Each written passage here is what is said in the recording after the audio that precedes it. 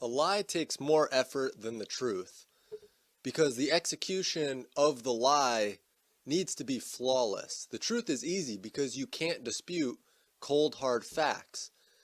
A lie compounds.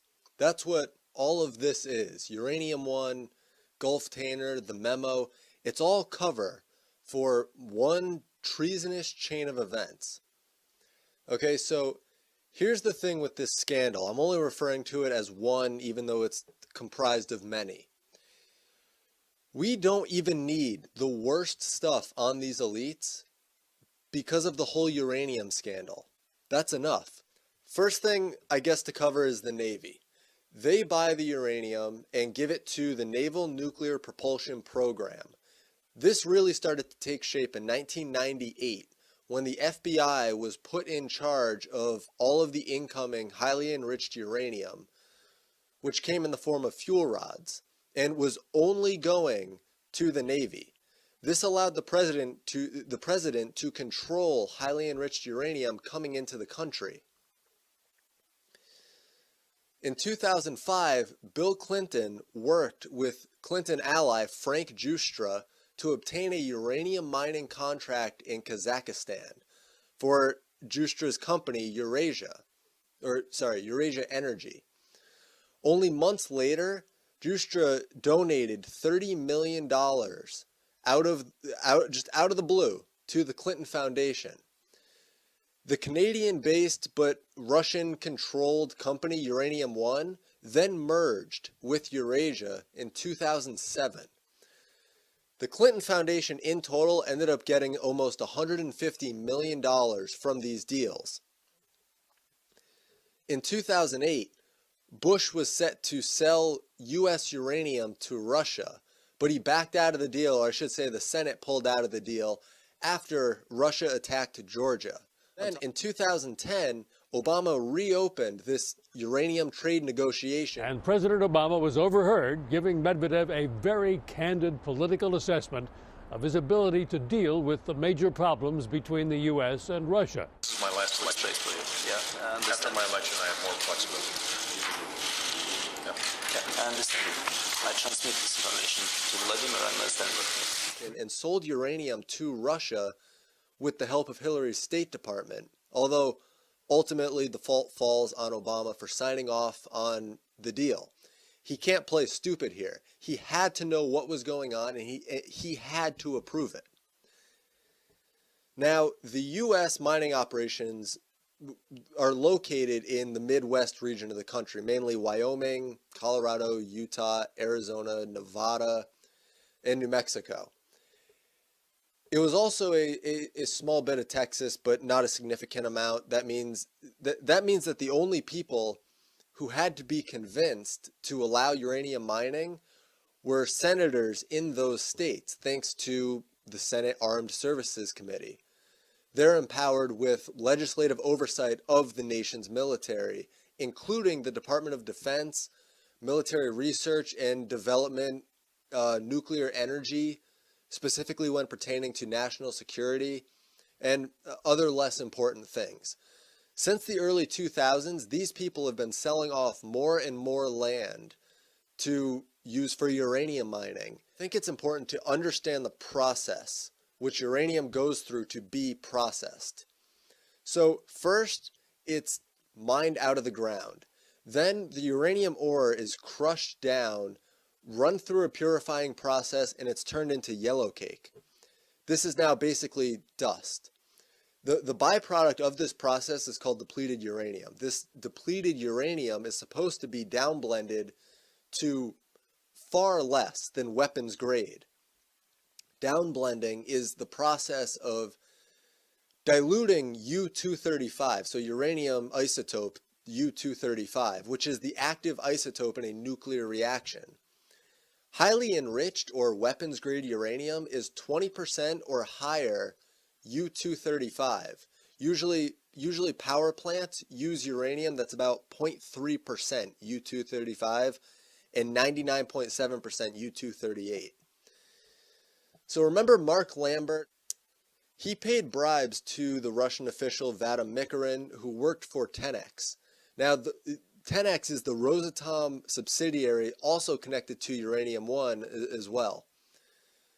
Lambert was creating fake invoices to justify the money transfer, okay?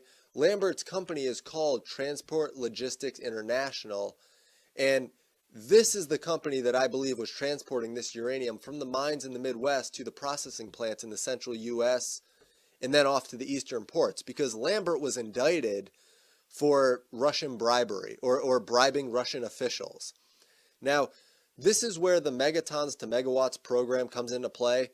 It's also called the U.S.-Russia Highly Enriched Uranium Purchase Agreement. It was successfully completed in December 2013, and the purpose was for the U.S. to buy Russian weapons-grade uranium from leftover warheads and then downblend it to be used at nuclear power plants. But what it seems that Hillary did was halt the downblending, take a lot of the highly enriched uranium and send it to the Y-12 facility in Tennessee, which is the largest uranium holding facility in the country. So from there, it was being shipped to the coast, I believe by Mark Lambert, unless there were other people involved with the shipping. And it was getting loaded into shipping containers and or nuclear subs and sent to foreign nations, most likely shipping containers.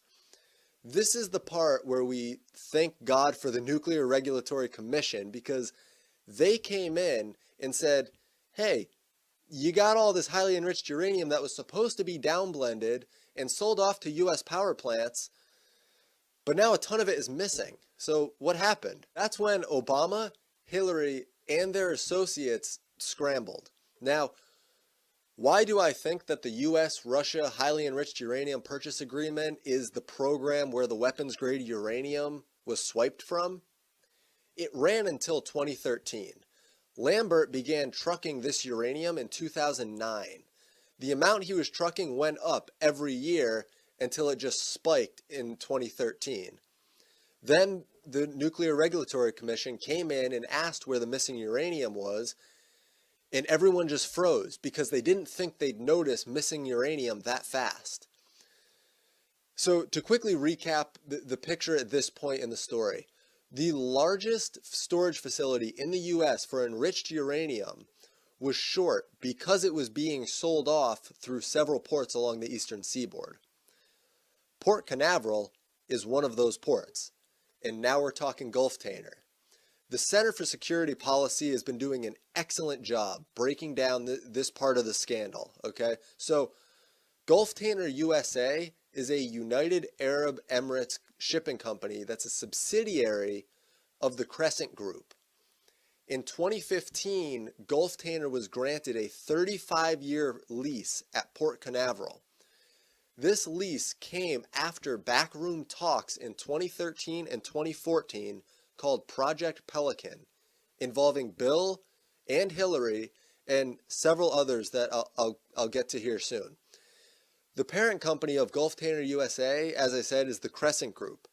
The founder of the Crescent Group is Hamid Jafar, and he still owns it today. His brother and business partner is Dr. Jafar Dia Jafar, better known as the father of Saddam Hussein's rogue nuclear weapons program. So the group that now has access to a vital national security hub, Port Canaveral, on the eastern United States, is co-run by the guy who was Saddam Hussein's head nuclear scientist. Who would make such a deal? Well, we need to actually walk back to 2009 when Obama made the critical and controversial 1-2-3 agreement to supply the United Arab Emirates with nuclear capabilities as long as they didn't enrich their own uranium.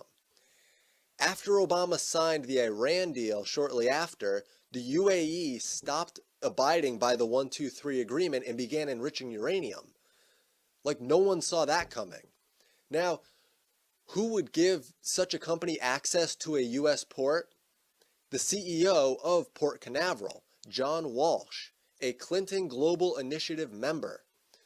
Through this port, they were trafficking weapons-grade uranium and various arms that were tracked to terrorist organizations. So if the arms are ending up in the hands of terrorists, including those responsible for the attack on Benghazi, you can't tell me that uranium is being surveilled by the good guys, okay? This is probably also why she didn't want to tell the truth on Benghazi, and she didn't want an investigation afterwards. It would be found that she helped secure the deal and profited off the deal to ship uranium and weapons to dangerous foreign nations. It would be found out that she was connected to the weapons used in the Benghazi attack. The Project Pelican deal in total ended up yielding roughly $70 billion for the Clinton Global Initiative. And Obama ties into all this through Tony Rezko and his company Resmar.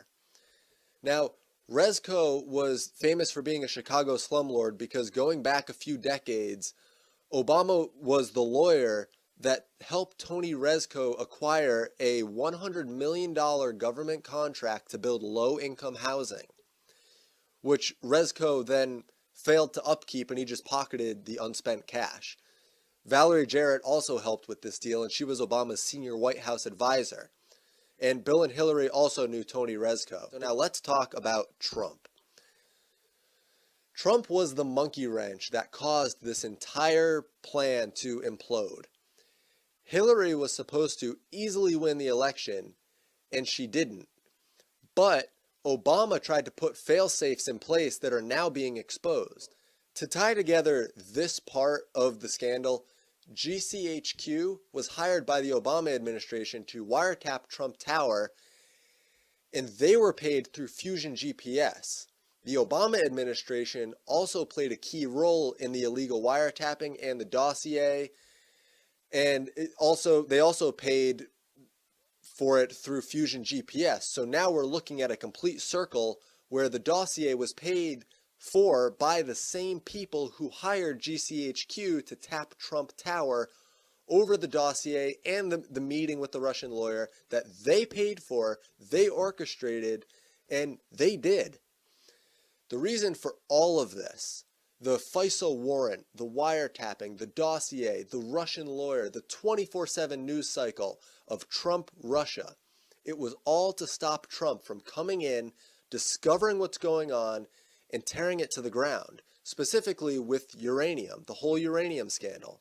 UraniumOne was birthed from a shortage of downblended uranium that was supposed to go to power plants in the US. Instead, it was sold off as highly enriched uranium, so weapons-grade uranium, to other nations.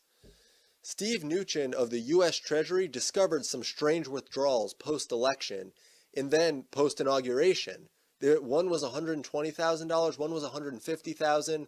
There were several that were just tens of thousands. There were like 30, I think, that were just tens of thousands. And they were labeled as payroll, but they didn't coincide with any payroll patterns. So this money was payroll, just not legal payroll. So